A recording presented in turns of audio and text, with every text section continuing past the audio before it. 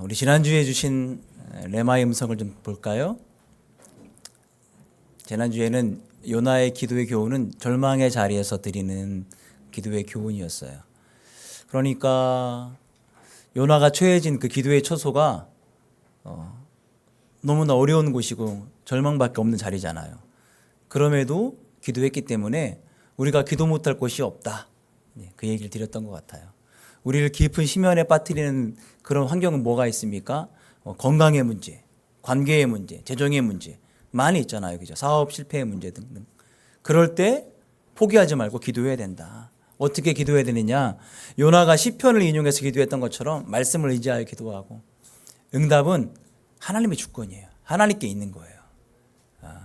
그리고 우리에게 기도응답을 주시는 이유가, 기도응답에서 잘 되라 이것도 좋지만 한편으로는 사명을 위해서, 요나가 자기가 지은 죄 잘못했습니다 이렇게 불완전한 회개했거든요. 잘못했거든요. 그럼에도 하나님께서 은혜를 주셨다는 이야기는 우리가 뭘 잘해서 응답받는 것이 아니라 하나님께서 은혜가 넘치시기 때문에. 그래서 제가 돌아온 탕자 그 아버지에게 했어요. 탕자가 아버지 죄송합니다 그 얘기도 하기도 전에 끌어안고 다 회복시켜 주시잖아요.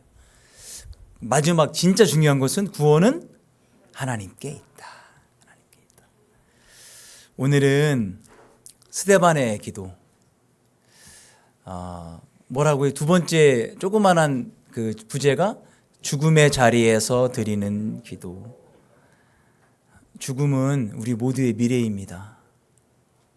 그렇죠? 나이가 많으신 분들, 적으신 분들 순서가 없어요. 제가 하남에 있을 때 갑작스럽게 연락이 와서 또 전화 받아보니까 30대 초반이었던 젊은 집사님이 갑작스럽게 죽어서 제가 한번 가서 크게 울고 온 적이 있어요. 저랑 18살 차이가 나나. 제가 전도사 시작할 때 초등학생이었어요. 장로님 아들. 쭉 본 거예요. 청년 시절에는 같이 신앙생활도 하고, 그리고 결혼하는 것도 보고, 결혼식에서 참석도 하고, 아이도 낳고, 잘 살 줄 알았는데 갑자기 너무, 아무튼 뭐 혈액 골수 쪽에 문제가 생겨서 아버님의 골수를 받기로 했다는 거예요. 그런데 병원에서 첫 번째 건강이 좀 안 좋았을 때 했던 이 치료약을 한 번 더 투여해보고 싶다. 그래서 그럼 그렇게 하자. 다음 날 월요일 날 골수 이식 받기로 했는데 금요일 날 병원에서 이렇게 해서 하자고 했는데 그 약이 쇼크가 오는 바람에 갑자기 이렇게 죽은 거예요. 너무 허무하게. 딸이 1살. 제가 너무 허탈하고, 그래서 참 죽음은 아무도 알 수 없다. 예수님이 우리가 살아있지 않는 한, 다시 오지 않는 한 우리 다 죽습니다. 이건 진리입니다. 강원도가 감리교회 선교지여서 강원도에는 큰 감리교회가 많습니다. 저희 외갓집이 춘천인데 춘천에도 큰 감리교회 되게 많아요. 춘천 한복판에 선결교회도 큰 교회가 있어요. 중앙 선결교회가 있고 도청 앞에 소양 선결교회가 있어요. 소양 선결교회 예전에 담임이셨던 고 이원호 목사님께서 논산 지역에 부흥 집회 왔을 때 제가 참석해서 들은 이야기예요. 그 교회에서 있었던 일입니다. 권사님 한 분이 돌아가시게 된 거예요. 병원에서 이제 오늘 돌아가시냐 내일 돌아가시냐. 그래서 목사님도 가시고 성도님들도 가시고.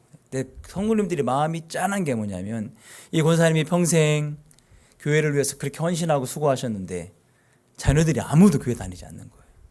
아무도 믿지 않는 거예요. 그런 분위기 속에 장례식 되게 힘들거든요.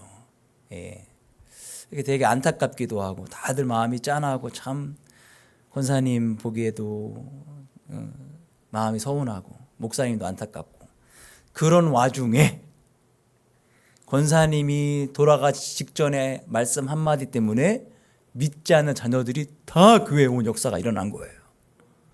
그래가지고 안타깝고 서운한 장례식이 축제가 된 거예요. 소양교회에. 권사님이 돌아가시 직전에 무슨 말 하셨을까요? 한번 맞춰보세요. 예수님 잘 믿어라? 일부 예배도 나왔어요. 맞아요. 권사님이 돌아가시 직전에 천국이 보인다 하고 돌아가셨어요. 천국이 보인다. 제가 이 얘기를 교회마다 했던 것 같아요. 그러니까 마지막 모님을 다해서 하는 유언이 저는 절대 거짓이 아니라고 봅니다. 저희 아버님 마지막 유언도 영수증.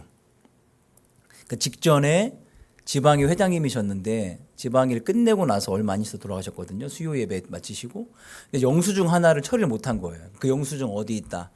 영수증 갖다 줘라. 그 얘기 하시다가 돌아가셨대요. 저는 독서실 갔다가 아버님 유독하시다 말씀을 듣고 막 왔는데 이미 병원에 가셔서 돌아가셔서 오셨어요. 그 마지막 수요 예배 때 설교가 성도의 복된 죽음이에요. 그래서 다들 성도님들은 알고 돌아가신 거 아니냐 그렇게 말씀하시는데 알 수 없죠. 성도의 복된 죽음.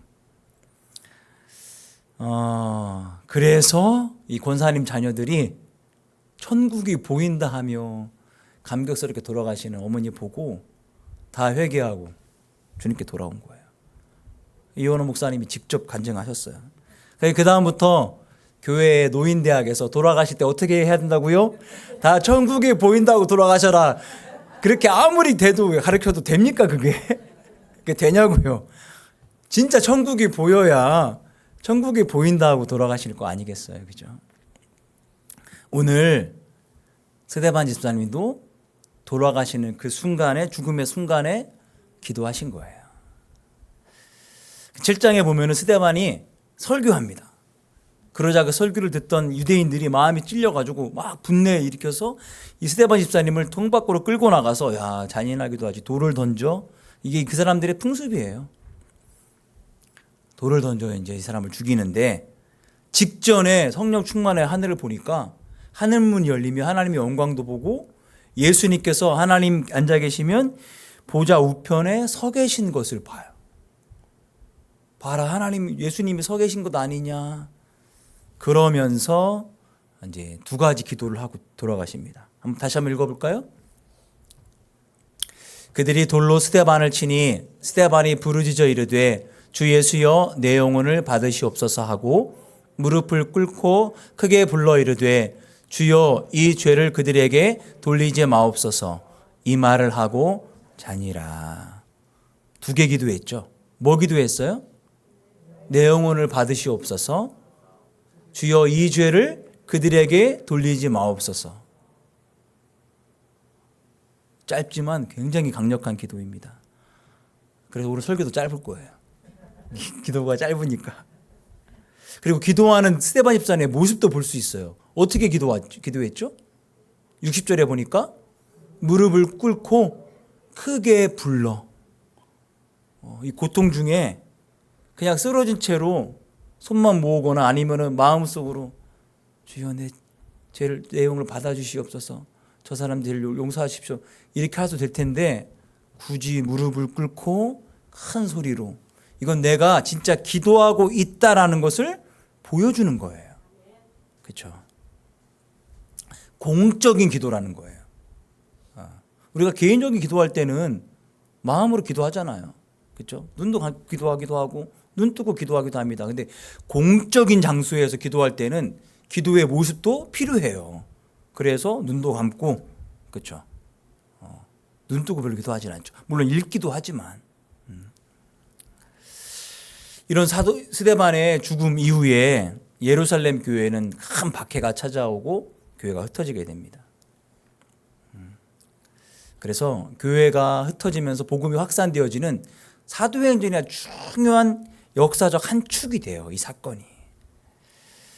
어떻게 기도했는가.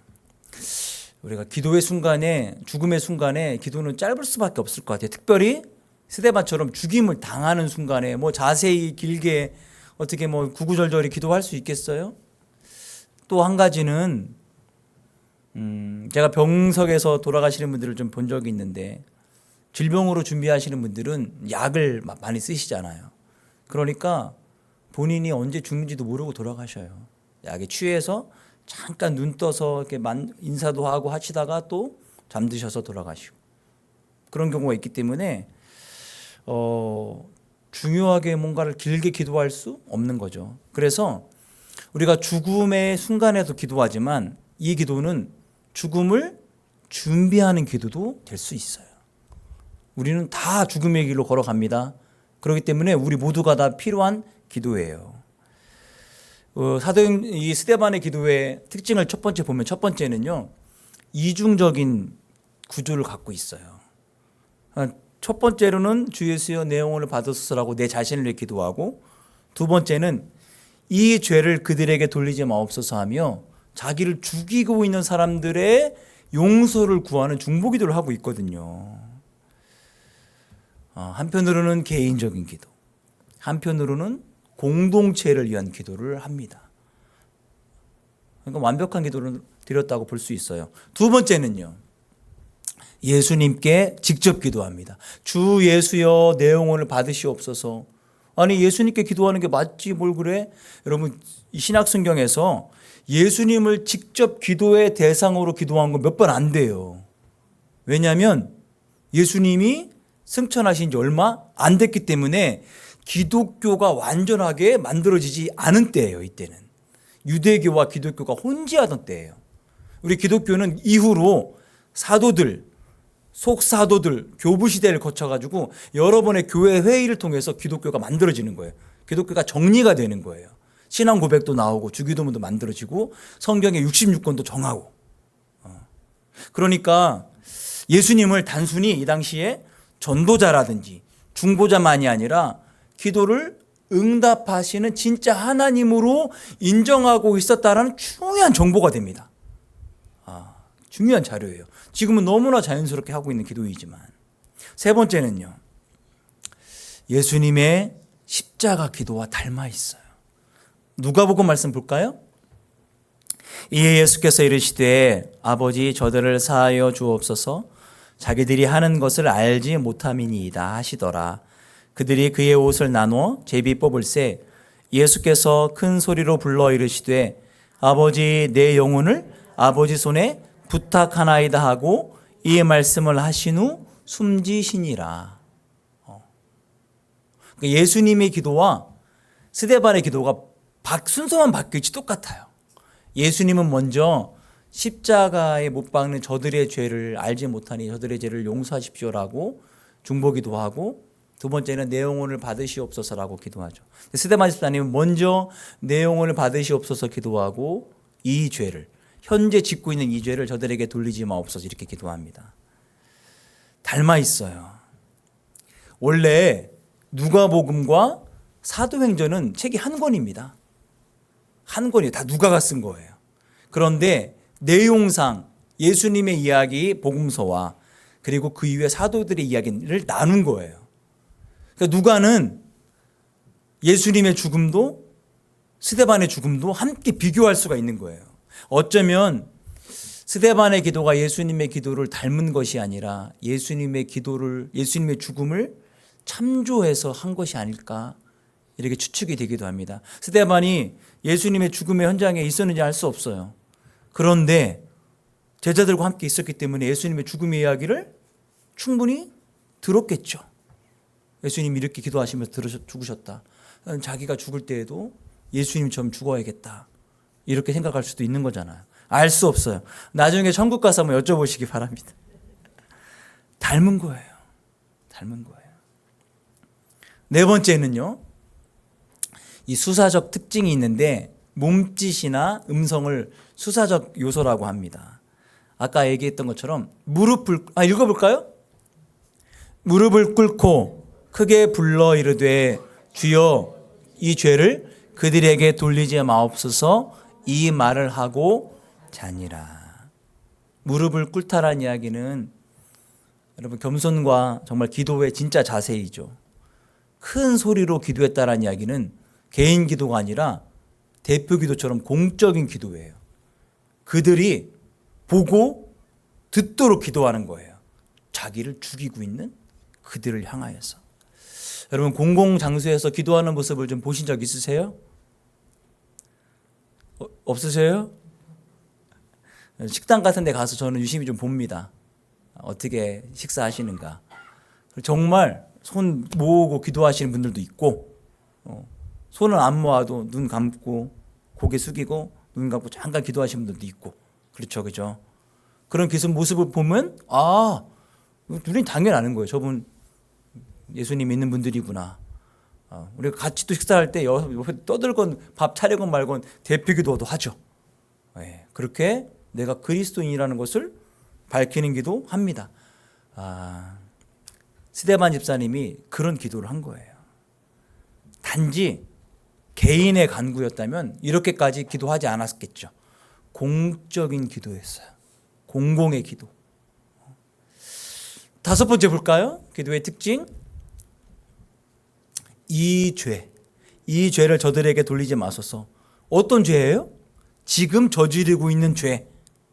의인인 스데반을 돌로 쳐서 죽이고 있는 이 죄를 그들이 평생 짐으로 남지 않도록 회개의 기회를 열어주십시오라고 예수님께 기도하고 있는 것이죠. 용서를 하며 그들이 회개할 수 있는 기회마저도 그런 가능성을 염두에 준 중보기도입니다. 마지막으로는 잠들었다. 여섯 번째, 마지막이요. 잠들었다. 누가는 스데반의 죽음을 잠들었다라고 이야기합니다. 우리가 잠잔다는 이야기는 뭘 염두에 두고 있는 거죠? 다시 일어난다를 염두에 두고 있는 거잖아요. 깨어나는 걸 염두에 두고 있으니까 잠들었다고 얘기하죠. 그죠? 이 신약에서는 죽음을 가볍고 평화로운 상태임을 표현하고 싶은 겁니다. 신학적으로 죽음은 우리 인생의 끝이 아니에요. 죽음은 예수 믿는 자들에게 영원한 세계로 가는 그 문인 거예요. 진짜 복의 시작인 거예요. 스데반 집사님이 환상을 봤잖아요. 예수님이 서 계신 것을. 그거와 결합이 되어서 결국은 죽이는 사람들이 이기는 겁니까? 죽고 있는 스데반이 이기는 겁니까? 스데반이 이기는 거예요. 영원한 생명으로 들어가는 현장이니까. 잠들었다는 의미는 이런 것입니다. 전체적으로 이 스데반 집사님의 기도를 보면 지금 너무 사실은 생각하면 끔찍한 현장이에요. 그런데 이게 중동 지역에 오래전부터 내려오는 문화적 습관이에요. 이렇게 돌로 죽이는 것이.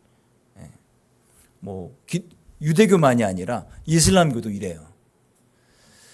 이제 자기를 죽이고 있는 이 사람들을 향하여 악에 바친 분노의 기도가 아니에요. 오히려 그들을 용서하며 죽습니다. 이게 복음의 강력한 증거입니다. 예수님 어떻게 죽으셨죠? 심지어 우리의 죄뿐만 아니라 당신을 못 박는 자들의 죄까지 용서하시면서 죽으셨어요. 복음은 이런 것이다. 보여주는 겁니다. 여러분 삶의 마지막 순간에 여러분 누구에게 삶을 맡깁니까? 이 신앙적 핵심적 질문이에요. 믿지 않는 사람들과 믿는 사람들의 극명한 차이. 믿는 우리는 누구에게 삶을 맡깁니까? 우리 예수 그리스도 하나님께 우리 삶을 맡기는 거예요.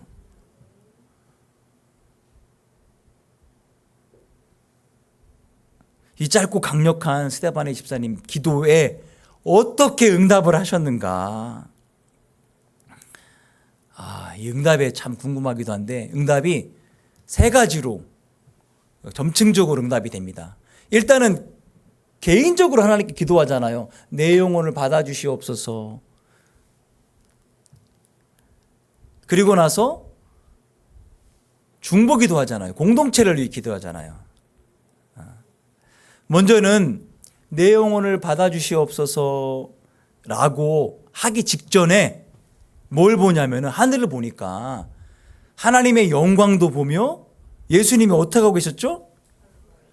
보좌 우편에 서 계신 거예요. 여러분이 언제 서십니까? 앉아 있다가?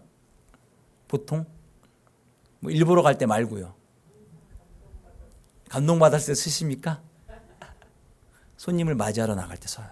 그렇죠? 물론 나보다 아랫사람이거나 그러면 앉아서 맞이할 수도 있겠지만 예수님은 이 순간 스데반 집사님을 영접하기 위해 쓰신 거예요. 그 자리에서. 그러니까 내 영혼을 받으소서가 연결이 되는 거예요. 스데반 집사님이 개인적으로 내 영혼을 받으소서라는 이야기는 바로 말씀을 통해 응답이 돼요. 두 번째, 주여 이 죄를 그들에게 돌리지 마옵소서라고 기도했는데 본문에서 돌을 던지던 사람들이 그 기도가 끝나자마자 아유 잘못했습니다 회개하는 모습이 없어요. 이것 봐라. 그러나 중요한 건 뭐냐면 돌을 던지는 그 사람들을 하나님께서 심판하지 않으신다라는 거예요. 즉각적으로 이놈들 봐라. 감히 스데반 집사님에게 돌을 던져 뭐 천둥을 내리거나 번개를 내리거나 처벌하지 않으셨다라는 이야기예요. 왜요? 회개의 기회를 그들에게 주시는 거예요. 그래서 즉각 하나님이 처벌하지 않으셨기 때문에 스데반 집사님의 기도가 부분적으로 이제 응답이 된다라고 우리가 볼 수 있어요. 근데 마지막으로 이 스데반 집사님의 순교가 결과적으로 어떤 일이 벌어지는가? 예루살렘 교회가 이 핍박으로 말미암아 흩어집니다. 복음이 확산되어지는데 사도행전 1장 8절의 말씀에 근거해서 복음이 확산되어져요. 오직 성령이 너에게 임하시면 너희가 권능을 받고 예루살렘과 온 유대와 사마리아와 땅끝까지 이르러 내 증인이 되리라 하시니라. 이 사도행전 1장 8절 말씀인데 이때까지는 복음이 어디에만 머물렀냐면 예루살렘에만 머물렀어요. 복음을 더 증거하지 않는 거예요. 온 유대도 사마리아도 안 가는 거예요. 그런데 이때 교회가 사울로 말미암아 박해를 받아가지고 사람들이 다 흩어집니다. 그래서 흩어진 곳곳에 가서 복음을 전함으로 말미암아 유대, 사마리아, 안디옥까지 복음이 확산되어져요. 그래서 스데반의 기도는 그 사람들이 돌 던졌던 사람들의 개별적인 반응 말고 역사적인 열매, 즉 회심을 통해서 응답이 돼요. 응답이 돼요.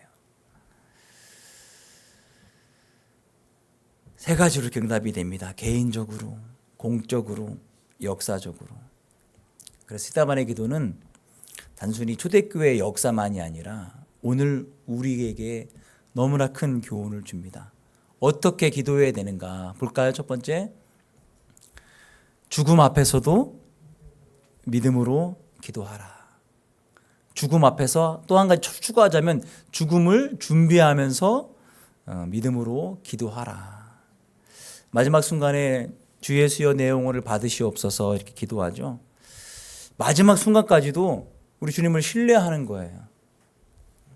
오늘 우리에게 죽음뿐만이 아니라 일상 속에서 중요한 결정, 위기가 찾아올 때, 또 답답하고 불확실한 미래를 위해서 주님께 맡길 수 있도록 우리가 똑같이 적용할 수 있습니다. 삶의 중요한 순간에 여러분 누구에게 우리 삶을 맡깁니까? 보험사에 맡기는데요. 보험도 들으셔야 됩니다. 보험 들기 이전에 우선순위로 우리 주님께 먼저 맡기십시오. 보험은 사회적 제도이기 때문에 당연히 해야 되는 거예요. 보험을 안 들면 자동차를 운전할 수도 없어요. 두 번째는 원수를 위한 용서와 중보기도를 해야 됩니다. 자신을 죽이는 사람들을 향하여서도 이 죄를 그들에게 돌리지 마옵소서 기도하죠. 예수님의 십자가를 닮은 기도이죠. 상처 준 사람, 미워한 사람, 정죄하거나 그들을 미워한 대신에 그들이 회개하고 구원받기를 위한 그런 기도가 우리에게 있냐는 거예요.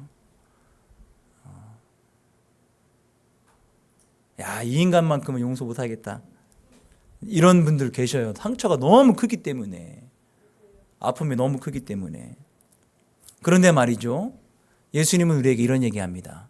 내가 너를 위해 이미 용서했는데 너는 나를 위해 누굴 용서할 것이냐. 성경에 1만 달란트 빚진 사람 이야기 나오잖아요. 한 달란트가 옛날 금 시세로는 한 1억 몇 천만 원 돼요. 한 달란트가. 1만 달란트면 얼마입니까? 몇 조 원 될 것 같아요.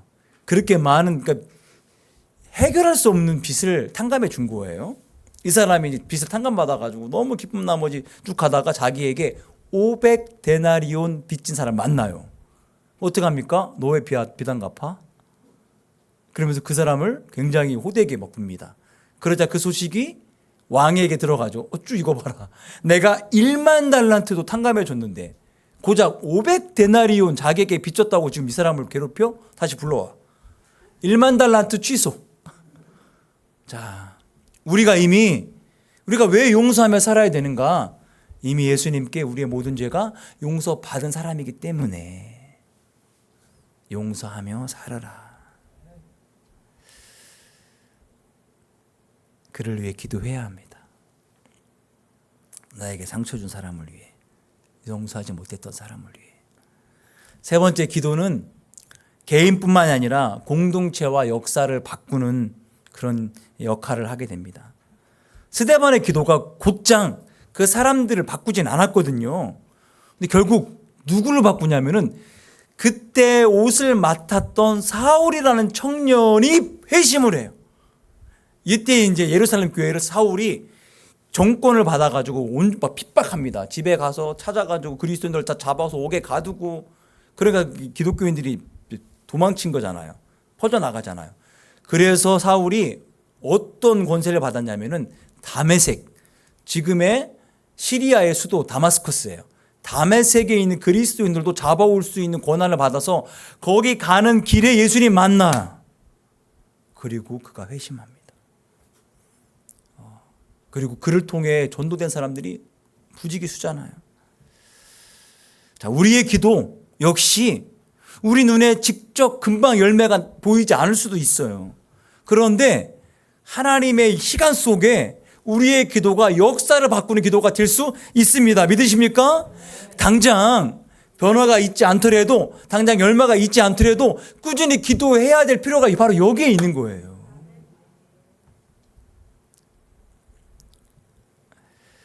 제가 아시는 분이 대한민국이 통일되기 전까지 아침을 금식하겠다 이렇게 하신 분이 있어요. 근데 통일을 못 보고 돌아가셨습니다.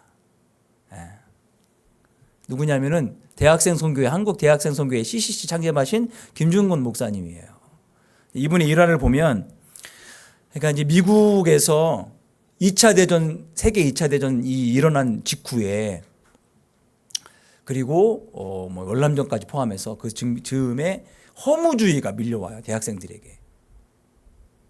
뭐 그들이 배웠던 것들이 다 전쟁을 통해서 부정이 되고 오히려 발전이 되고 문화가 확산이 돼서 잘 될 줄 알았는데 다 사람을 죽이는 일에 사용되어지고, 그래서 허무주의가 오다 보니까 히피 문화가 막 극성해서, 이런 히피가 알죠. 머리 길고 떠돌아다니고 미래가 없이 살아가는 그런 모습들. 그래서 이런 사람들을 좀 회복시키기 위해, 대학생들을 회복시키기 위해 깨어있는 그리스도 리더들이 여러 명이 동시다발적으로 그 시대쯤에 선교단체를 만들어요. 대표적인 게 CCC, YWAM, 그리고 내비게이토, 다 비슷한 시기에 생겨나요. 그래서 그런 걸 우리 한국에도 받아들이기 위해 김중건 목사님이 CCC 창시자이신 빌 브라이트, 그 아내인 보넷 브라이트 여사를 만나러 가요. 그래서 이제 초청합니다. 집에 초청받아가지고 아침부터 초청을 해서 이제 아침을 잘 차려줘요. 김중건 목사님한테. 근데 아침을 안 먹는 거예요. 이런저런 얘기하고 또 그 다음날 또 초청합니다. 또 초청을 했는데 또 아침을 안 먹는 거예요. 누가 마음이 속상할까요? 아침을 정성껏 차려준 이 보네 브라인 역사가 괘씸한 거예요. 이렇게 아침을부터 차려줬는데 손도 안 대고 있으니까. 그래서 물어봐요.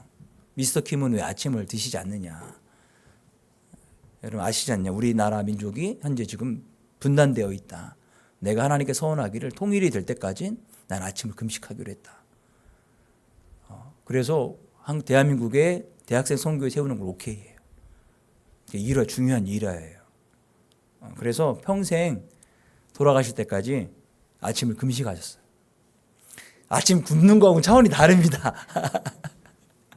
이렇게 아직 응답되지 않은 기도를 평생 하다가 돌아가신 분들도 있어요. 그렇죠? 그러면 그 김중근 목사님 아니면 수많은 사람들이 했던 기도가 쓸모없는 기도였느냐? 아니요. 하나님의 흐르는 시간의 역사 속에 응답이 될 거예요. 그러니까 여러분 당장 변화가 되지 않아도, 보이지 않아도 꾸준히 기도해야 해야 된다. 네 번째는 예수님을 닮은 삶과 죽음이죠. 본인의 영도 위탁하고 자기를 죽이는 사람들도 용서해달라는 기도를 하죠. 그 죽음의 방식마저도 예수님과 닮았어요. 여러분, 우리가 신앙생활하는 목표가 뭡니까? 예수님 잘 믿어 죽어 천국 가는 것 맞습니다. 근데 거기서 머물지 말고 우리가 진짜 신앙생활의 목표는 예수님 닮아가는 사람이 되는 거예요. 예수님처럼 살아가는 거예요. 우리의 모습을 보고 믿지 않은 사람들이 예수님을 볼 수 있게 하는 거예요. 야, 예수님 같다. 가르치고 전도하고 치료하고 구제하셨던 예수님의 사역을 똑같이 이 땅에 살아가면서 삶 속에서 재현해 가는 것, 이게 예수님을 닮는 삶이죠. 내 기도와 삶에서 얼마나 예수님 모습을 닮아가고 계십니까? 죽음의 자리에서 우리 모두가 우리가 살고 있는 한 예수님 모시지 않는 한 우리는 다 죽을 겁니다. 또 때가 되면 죽음을 준비해야 될 때가 와요. 그때 우리는 우리 삶을 주님께 맡길 수 있어야 합니다. 이게 믿음이에요. 어떻게 맡기냐? 기도를 통해. 스데반이 내 영혼을 주님께 맡깁니다, 기도했던 것처럼 그 믿음을 표현할 수 있어야 합니다. 여러분 모두가 내 자신을 하나님께 맡기고 그렇게 기도가 응답되어지는 최후의 순간들을 맞이하시는 복된 성도들 되기를 축원드립니다. 우리 찬양하고 기도합시다.